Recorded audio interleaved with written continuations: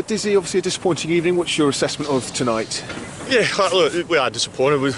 You always want to win games of cricket, Sam, but tonight wasn't to be. You know, I thought Glamorgan played that very well with the bat in hand. I genuinely thought that, you know, if we bowled and fielded well, we had enough on that surface.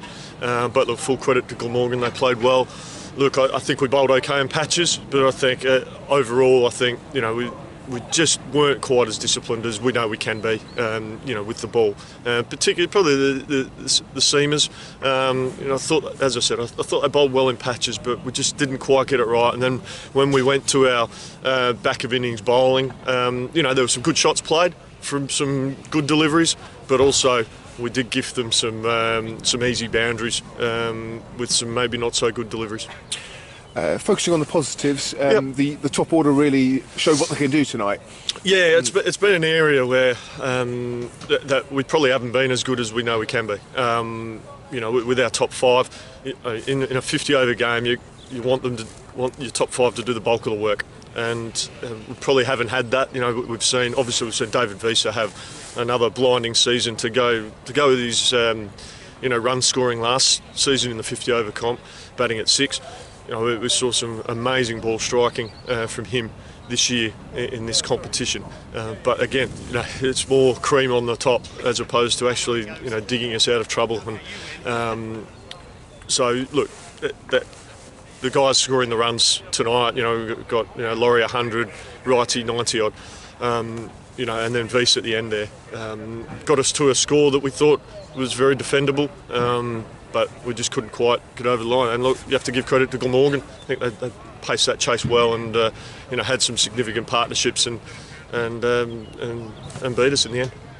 And let's not forget, we've had two world-class players in Chris Jordan and Jofra Archer missing. To get to the last game, still be well in the hunt. That's progress, isn't it? Yeah, I think so. And you know, to be able to afford some games to a couple of our younger members of our squad has been exciting, and it's been exciting to see how they've gone and you know, chatting to them about what they're learning.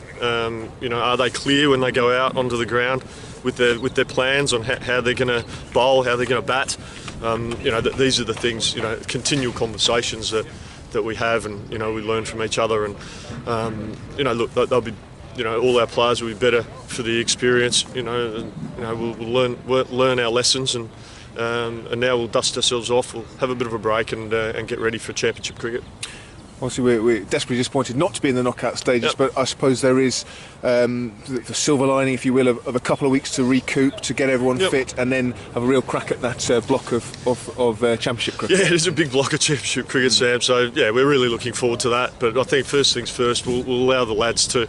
You know, have a few days off, rest and recuperate. We've had a lot of cricket in a short space of time, so we'll give them a mini break here, and then we'll get stuck into training and our preparation as best we can going into that first championship match. And the coach, does he get a bit of time off? Maybe not so sure about that. I might have a day or two here. I've got an election to vote for. There's an election in Australia, so I've got to get myself up to London to vote at some point. So we'll have to wait and see. Thanks for your time, Dizzy. No worries, mate.